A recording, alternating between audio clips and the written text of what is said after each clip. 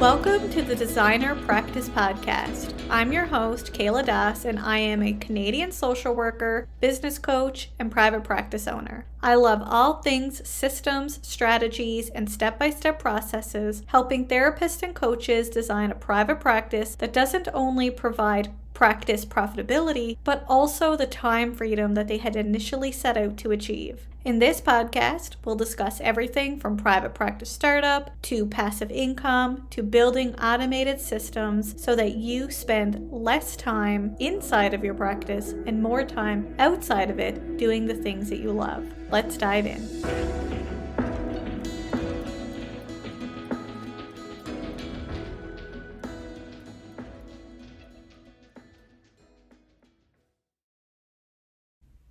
Have you been looking for quick templates to help you with starting or growing your therapy or coaching practice? Whether you're looking for practice startup forms, branding kits, a consultation script, or a step-by-step process for writing effective therapist directory profiles, I have you covered.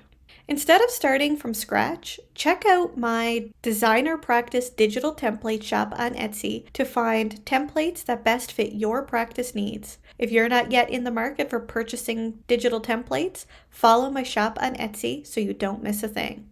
Head on over to the Designer Practice digital template shop at designerpractice.etsy.com. That's designerpractice.etsy.com.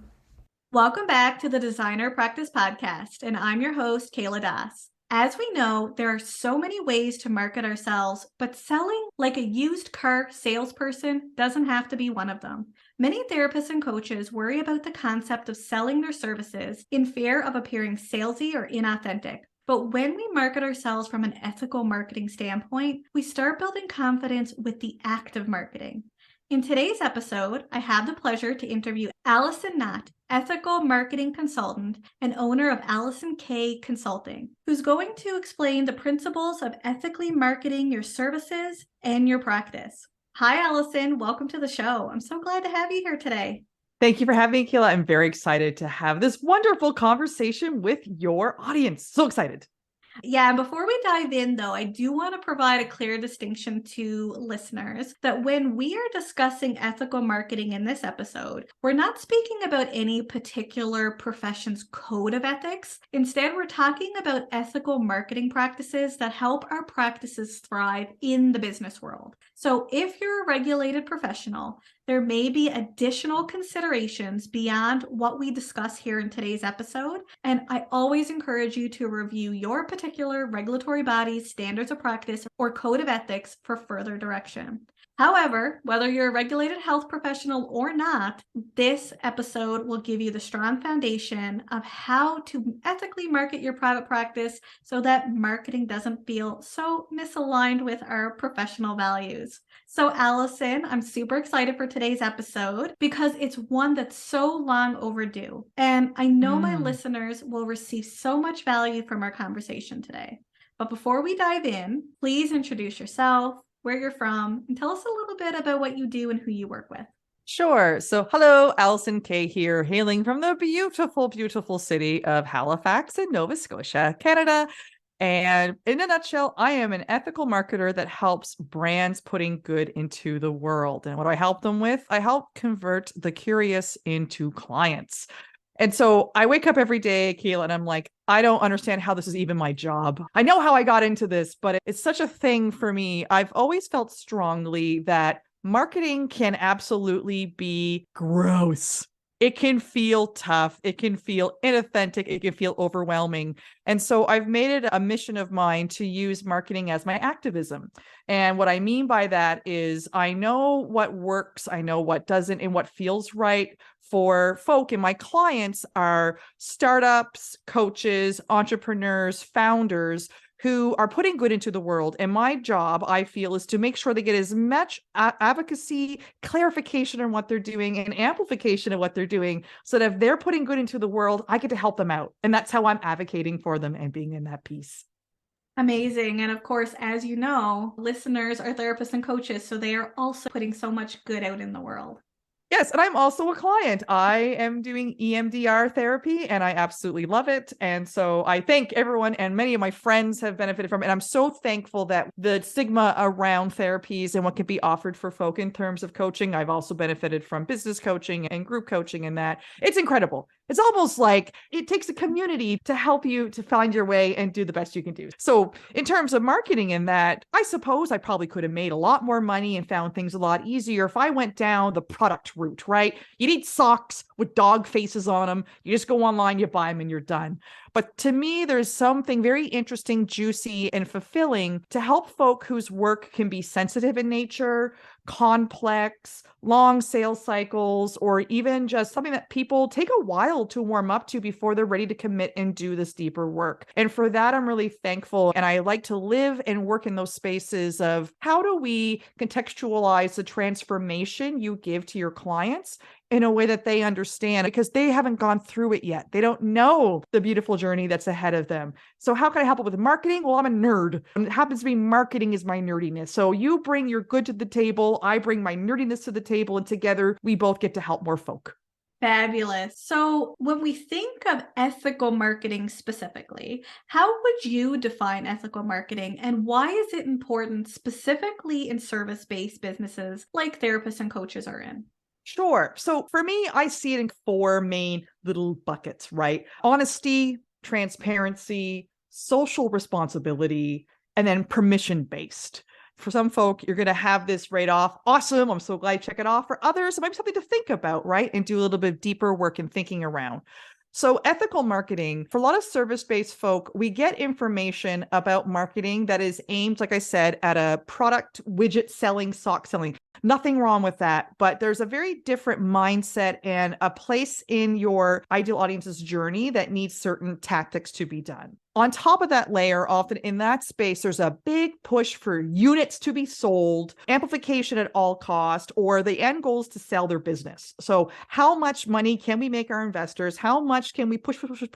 And when it gets to be too much, we just bounce out. So for service-based folk, the ethical marketing is coming into play. Number one, as more people become familiar with where they sit in the planet with their services and how those services affect communities. But also for ethical marketing, to me, it's about doing things in a way that aligns with your goals and your values as a practitioner and as a business owner in a way that marketing won't feel so icky and sticky that you put it away, because you're doing yourself a disservice and you're doing potential clients a disservice. But you come by it honestly enough, darlings, because so much of this is orientated towards more, infinite growth. And if you're someone who's thinking about like circular economy, or you're thinking about how you're going to give back in deeper ways, you might feel, well, marketing doesn't have a place there. So that honesty piece is pretty clear cut, right? Intend to do what you say to do and be honest. We're not inflating our claims. We're not skewing our stories to a point where we stretch them so thin we've kind of lost the plot of what we're trying to discuss. Transparency is being very clear in what am I going to get out of working with you? What are the outcomes? What's going to be expected of me as someone coming in? So transparency obviously comes through in our disclosure agreements, and it comes through in agreements that we have, but there's also before they even sign up with you or intend to, or is there a clear understanding of what they're to bring to the table and what you will bring to the table? And then social responsibility, I can think of some things such as ensuring that you're being inclusive and diverse. And when you're discussing examples and situations that you're in, are you using technologies and are you using marketing in a way that is as sustainable as possible, socially responsible? And that could be a lot of different things for different people. And we're all at different levels of our journey. And then last, that permission-based piece is extremely critical when we get into email marketing, which I know we're going to get into some deeper pieces. But did you actually get express permission to have these digital, quote unquote, conversations with people through your social media, ideally through your email marketing as well? So it's on the surface, it's like, well, yeah, of course, Alison, like we're all going to be on the up and up about this.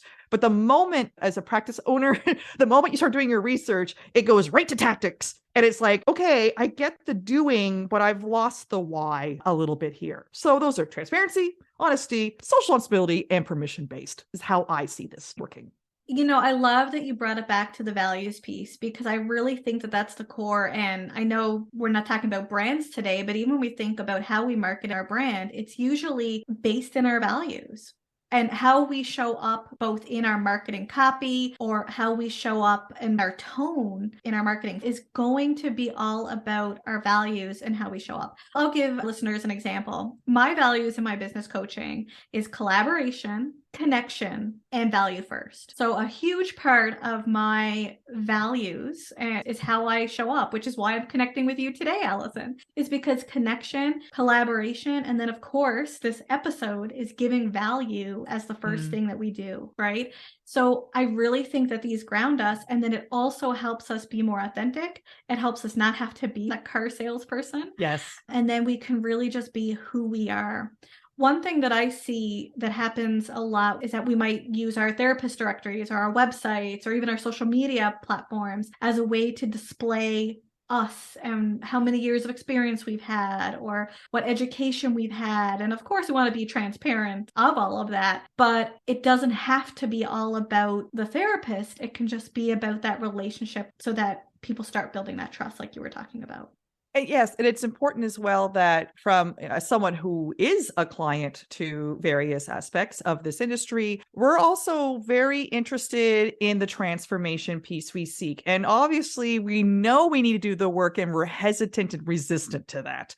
So what are you doing in your marketing that is speaking to that resistance? And we'll get a little bit into it. I can't wait to dive into the one big elephant in the room. I understand about some things that we are not allowed to do as per a professional code of conduct, which I'll talk to again in an ethical way. But that's what we are looking for. The credentials, we almost assume you have them. If you're in a listing or something, we assume that you got the credential. But for us as the clients, and from a marketing perspective, when I work with my own clients, I know we're getting meta here, whose clients are whose, but my marketing clients in these spaces, it's pulling out what is the transformation I'm going to get in here. And that allows us to talk broadly, still remain honest and transparent, because people can't see themselves at the end goal. That's why they need the coach. That's why they need the support. But they're really interested in that. And then when you talk about aligning your values, that can be very helpful in our marketing. So for me, one of my values is humor. Like it's literally, I got 9 values. I got quite a few, but that's just the way I rock and roll. And so that humor allows me to define my goals when I'm doing something specific in marketing. But I know when I'm writing and creating my content, humor has to be in it. So when I find myself losing my way and getting too jargony,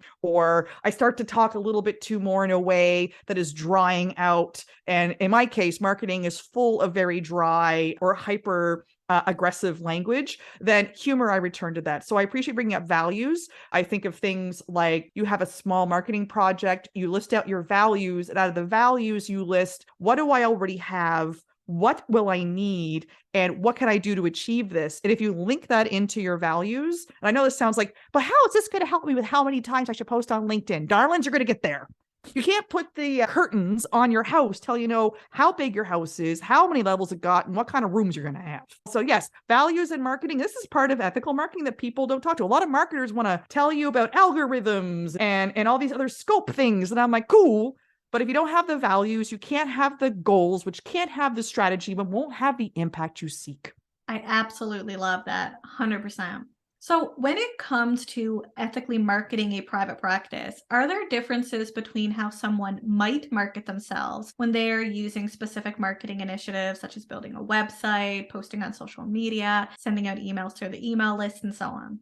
I would say from like a 10,000 feet view, no, because the idea here is I should get the same sense of who you are, you and your associates, or your private practice, from no matter if it's a one little blip that I see on Instagram, or it's a really intentional, deep, wonderful blog piece or an email piece. So I shouldn't feel as someone who's interested in your services that either there's a bait and switch here, like, oh, they've been talking a lot about leadership coaching, and now I've kind of up the space, and all I'm getting is information on trauma-informed practice. Cool, but maybe I needed a little in between before you were going to link up leadership and the trauma that I face that's stopping me from being what I wish to achieve, right? It's all the same. Some things have very clear regulations around them. So here in Canada, for email marketing, we have Castle law, which is anti-spam. It's different than privacy. And it comes back to that permission-based marketing, right? How people technically got into your list is something that you have to be more attentive to in your practice than say, how do people arrive to you on social media? Because social media drives people to your sites in that case. So from an ethical marketing standpoint, marketing, number one, is not marriage. It's not sales. It's dating. So our goal is not people to book with you. It's for them to like, know, and trust you to make informed decisions for them to see if you are the best fit for them. So it's the same throughout, but I would say you think about a funnel. You probably heard of like marketing funnels where it's like top of ideas to the bottom. It's the same idea of your social media might be where you're telling broad stories, but also letting them see a side of your practice that feels right to you and telling stories of things that have happened. And then you're encouraging them to go into your newsletter, for example, where you can get into more long format bespoke pieces because Reels doesn't want you to talk for whatever, or Instagram is highly visual, but like maybe you love to write. So you're shifting not your ethics at any point in time. Think of it as deepening. And so that email marketing allows you, and I'm a bit of bias towards email marketing because it's the most flexible way for us. And you can have a lot of stress removed as a practitioner in this way because you're given more flexibility in what you can write, how you can write. You can put videos in there, audio. It doesn't have to be a newsletter. It can be whatever you want to have. So for me, it would be the same. The ethics come down to you don't really want to change your tone throughout. It's just the deepening of what you're talking about. I agree 100%. Yeah, I believe email marketing is one of the best ways that I market my practice too. And actually, 2 weeks from now, the podcast episode is going to be about email marketing. But email marketing really helps support your message in a way that you want people to see it. When we think of social media or even our ads, like you only have a certain amount of space, and depending on the algorithm, only so many people see it. Whereas your email list is really how, when, or really what you want to put out in the world. So I want to go back to the brand piece because I know I opened the door earlier talking about how ethical marketing goes into branding. So how would you describe ethical marketing and brand? Like, how does it apply when listeners are building a private practice? Right. So it depends, number one, on what your practice is centered around. So this gets very clear for not my private practice clients, but my clients in sustainability space, right? There's a lot of greenwashing that happens. So we can have a very clear conversation about ethical marketing and about not greenwashing and really standing your ground and being clear about what sustainability actually looks like, how it shows up, where is it being false and where is it being true. When we get into private practice, with your brand, some things I hear are, I'm actually quite afraid to put anything out because I'm worried I'm going to offend somebody, or I'm worried I'm going to do this incorrectly. The clear thing about ethics is when you learn, do you take the time to change the way you're doing, acknowledge what happens, and right the piece, right what has been wronged, grow from this, and apply that to your work. So ethics too can be a little bit of an integrity piece there, right? Is that if you don't write anything, and you're too afraid to write anything because you're afraid that you're going to offend a piece or that, number one, go do some inner work, right? We're all human beings in a process of growth to do it. But if you don't put anything out, in one sense, you're not helping anything. It's important to get out there and to get the feedback and to invite folk outside of your communities into that, in that piece. Another piece for the ethics that I'd like to mention is one I have seen is if I'm coming on to your email list, for example, and you have said that I'm going to get these wonderful tips to help me with my executive leadership or to help me work through triggers that I have, and you turn around and start shoving a book in my face, it can be a book about triggers and that, but you've got to be very careful that people signed up, at least in Canada here, by those Castle Canadian anti-spam legislation, that I didn't sign up for that. And so we need to be very careful. And I think that part from your brand/marketing strategy is going in and understanding what your goals are in this communication piece so that you can line up the dominoes in a way that creates transparency on what your end goal is. And of course, I want you to diversify ways in your practice to reach more of an audience, but don't create a newsletter list, never send to it, finally get your book published. Congratulations. That's really hard to do, to get your book published, but then turn around and then it's going to be spammy. Even though I know it's from you and the book is about what you did, I have not heard from you for 6 months. And suddenly I'm hearing about a book. Hold your horses. You were trying to get marriage on the first date. Return to what your ethics are around that. ask directly inside of that piece in your email marketing, I'm going to start talking about this. Please consent and opt into these pieces. I think, Bram, we get stuck a lot on like the visuals and the words that we use. It's, are you being consistent? Are you being authentic? What that means to you? And are you taking feedback when people give you this feedback? And ethically, are you pausing and saying, I've been given this feedback. Let me align it against my goals. Am I being reactive to this? Or am I going, oh, okay, no, I can see how I can actually work this to my advantage while also being precious to the feedback I received and doing better with it. Marketing's all experiment. Not everyone's going to pick up exactly what you're putting down. Being open to that and asking for feedback. Side note, a great way to just deepen and have more content fodder is to ask questions of your audience and get to know them and let them do some of the work with you to deepen those pieces of ethics that you want to have. Do you need policy and procedures for your practice, but you don't know where to start? I have just the thing for you. Jean Eaton, privacy expert and business owner of Information Managers, sells pre-made policy and procedure templates that includes everything from health information privacy practices to media communications and social media policies to client communication procedures. With these pre-made policies, you can be confident that your practice is protected and you save hours by not having to write them yourself. As a special bonus for listening to this podcast, use the coupon code EVASPARE10 at purchase, that's EVASPARE10, to receive a 10% discount. To check out Information Manager's pre-made practice policy and procedure templates, head over to kayladas.com/practice-policies. Now back to the show. I think that's a really good point. You had a few things there that I thought were really good to come back to. And one of those things is when we start putting stuff out in the world, it's understanding that, yeah, fear is going to exist, but really putting yourself out and accepting that feedback. But the truth is, the fear that we experience is not likely going to happen, because if you are worried about it, if you're experiencing fear around it, chances are you're really thinking a lot about making sure that it is, dare I say, perfect, even though perfect does not exist. But putting yourself out there will start helping you build confidence in continuing to do that. The other piece that I think you said there that was really important too is how you show up, or how often you show up. Like your example, if you create a book and you have, been adding people to your email list, even if you did it ethically, of course, people need to opt in, and it needs to be very transparent with that opt-in, because we do not want to just start adding people to our email lists just because we found their emails. We want them to opt in naturally. But even if they did opt in naturally, they're not likely going to remember, especially if you don't send out emails either weekly or bi-weekly or even once a month. And then a year down the road, you send out this email, it's going to look like you had added them to a list, even though that from a castle perspective, you did it all right. But it doesn't mean that people aren't going to be like, who is this person? And it may not help build that trust with that person. And then they're likely going to unsubscribe as well.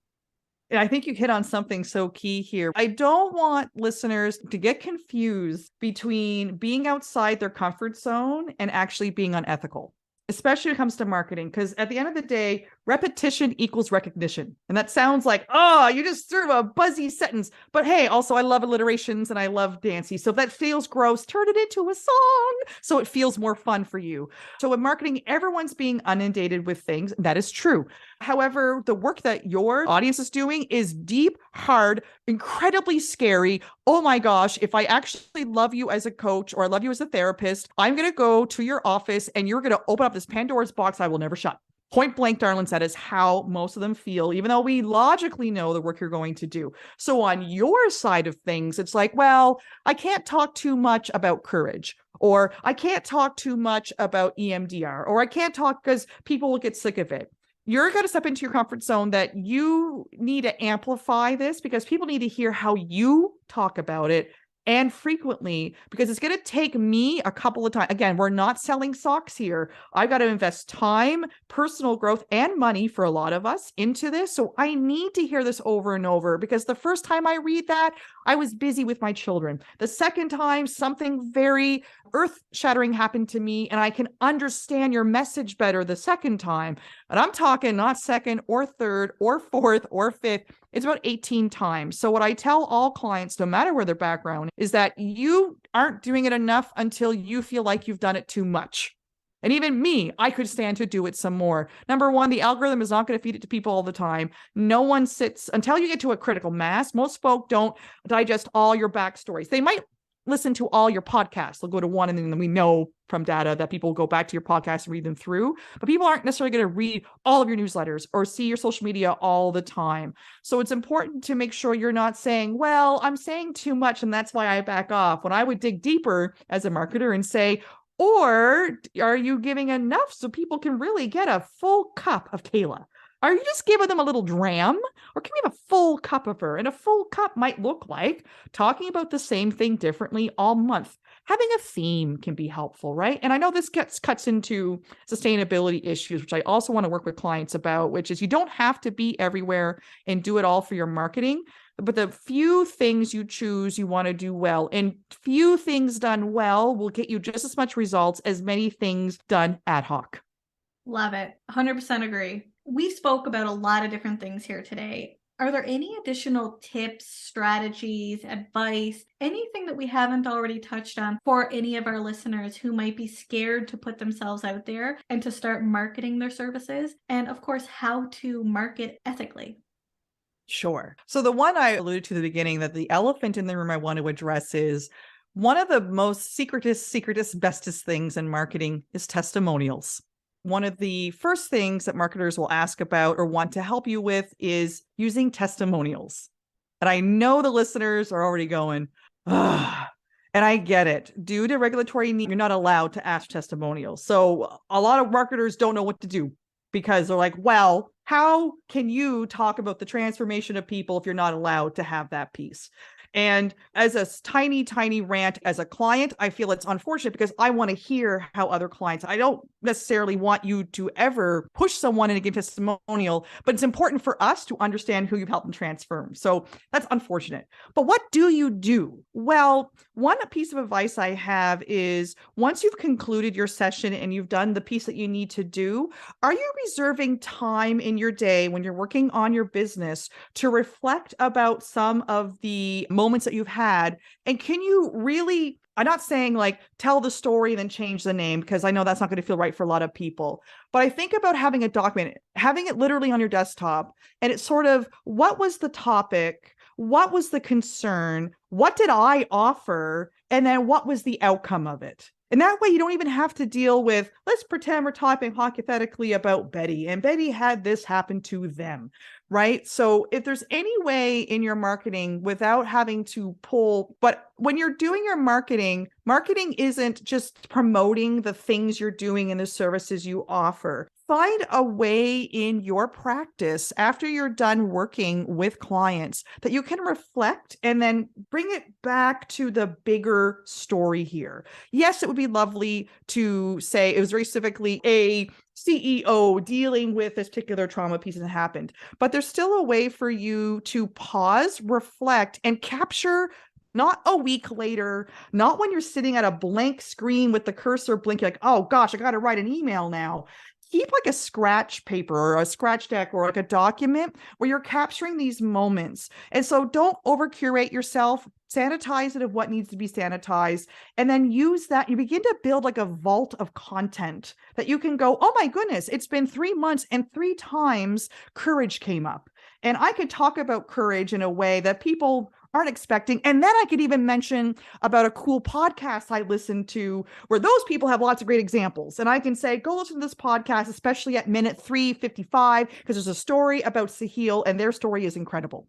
So while I would love for that to be a case, there are other ways for us to get creative in speaking on behalf of people we serve without divulging anything private, but allowing your audience who hasn't bought into what you do yet to see themselves. That would be a big piece, is give it that moment to reflect and adding to it. And don't worry too much about it being perfect. It's a work in progress document that you can refine and use for your socials, your email marketing, your podcast pieces, and all that good stuff.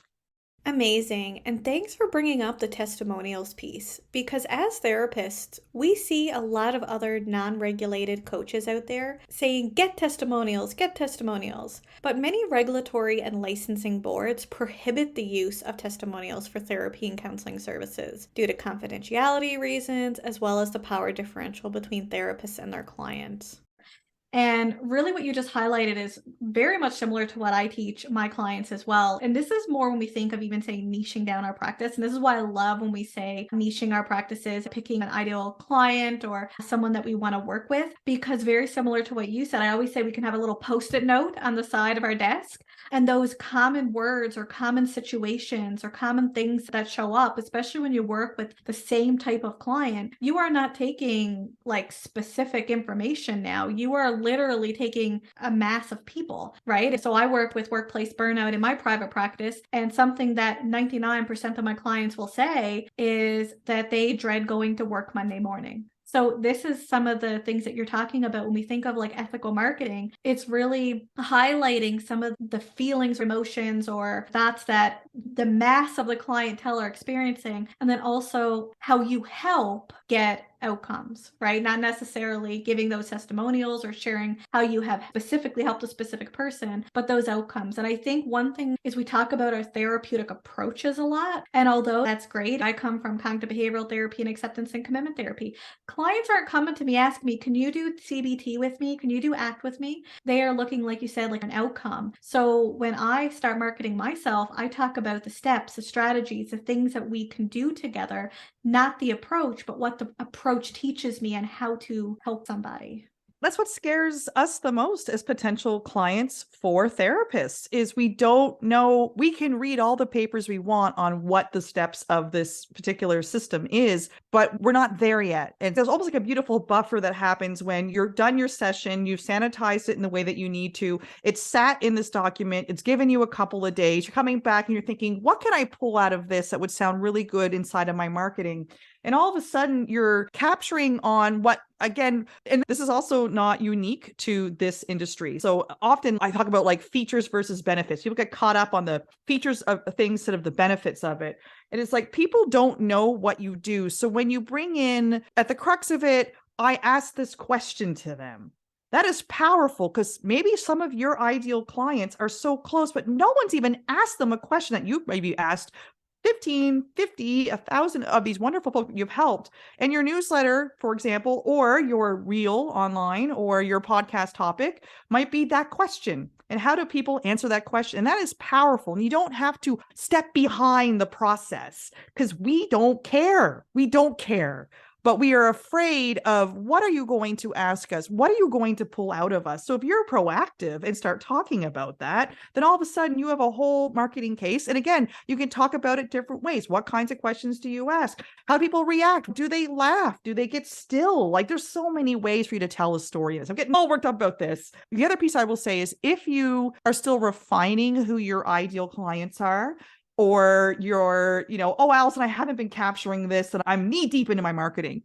There's also some really great audience research tools. One is called SparkToro. And what it allows you to do, it's very affordable. And I love them. Ethically speaking, they're great because they actually remind you when your month is coming up and if you want to renew. And they are so ethical in their marketing. They're my top tier folk in this.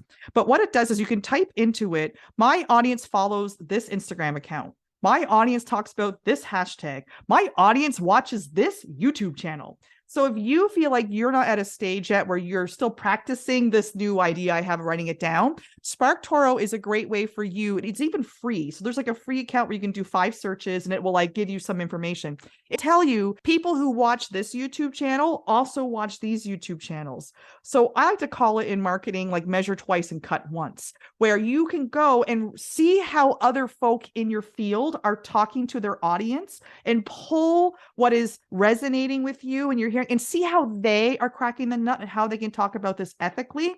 And then add your spin. If you are a queer friendly therapist and no one is talking about this particular piece from the standpoint of the queer community, darlings, you went and did the research, you're like, this is great, but no one is talking about the adversarial pieces that they're missing here of when your spouse is terminally ill and nothing's being recognized paperwork wise, right? And this is adding stress on top of the loss that you're experiencing. That can be such a secret sauce. So it's called SparkToro and it's fabulous and it's very affordable. And it's a way for you to find out how are other people doing it. You can do the research to see what is the audience responding to, what are they being pushed away from, so that you're not creating stuff for the hell of it. You're creating stuff based on other people's intent, putting your spin on it and what makes you so unique in the space that you're working in. Fabulous. And for anyone listening, if you want to scroll down to the show notes, I will link to SparkToro. And ethically speaking, I am not an affiliate with this. They do not have an affiliate program. I just believe wholeheartedly in this product. You also have a free resource that you want to give listeners. Can you tell us a little bit about your freebie and how it can help therapists and coaches? Sure. So I have one called Website Wins, and this is going to be somewhat like a cognitive behavioral therapy piece, if I want to be silly about it. But it is 22 experts across the globe that I'm very well connected with in the areas of sales, marketing, copywriting, and website design. So is this going to be a freebie about ethical marketing? I don't have one at this point, darling, so I do apologize. But I would love, my itty bitty step goal for you would be to go download this and sit with the information and see what comes up for you. Where do you go, oh, well, no, I can't do that. That's not going to sit with me at all. Or where do you go, well, I can't do that because this, and where do you go, well, I might be able to apply that particular piece about pricing to my website. Or, oh, I didn't really think about changing the way in which I write my sentences to be helpful. So is it going to be ethical marketing for therapists 101, a checklist? It is not. But I think a wonderful moment to toe dip into this conversation of,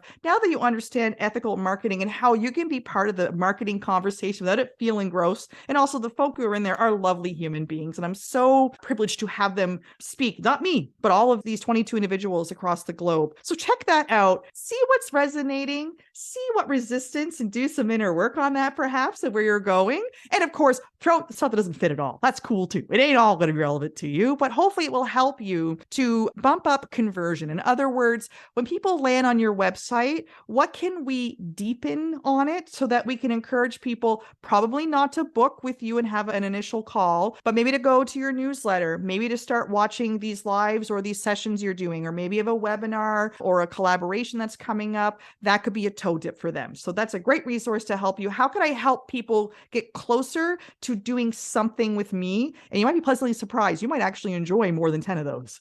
Fabulous. So if you'd like to sign up for Alison's freebie, Website Wins, check out kayladas.com/Alison Knott freebie. That's kayladas.com/Alison Knott freebie. And Knott does have a K. And 2 T's. I splurge in this economy with letters. Or you can simply scroll down to the show notes and click on the link. Alison, thank you so much for taking the time to join us today. Thank you for having me. And as just in closing, thank you, everyone listening, for the work you do. I'm sure you have an inkling, but the work and the power you give to us is indescribable. So please keep it up. Keep it up when you put things out there and no one replies or comments. A lot of us are lurking because it's very sensitive to us and we don't want to acknowledge publicly what we're feeling or what we're going through, but we are absolutely paying attention and we look forward to finding the strength to reach out to you and do amazing transformation together. Oh, thank you. And thank you, everyone, for tuning into today's episode. And I hope you join me again soon on the Designer Practice Podcast. Until next time, bye for now.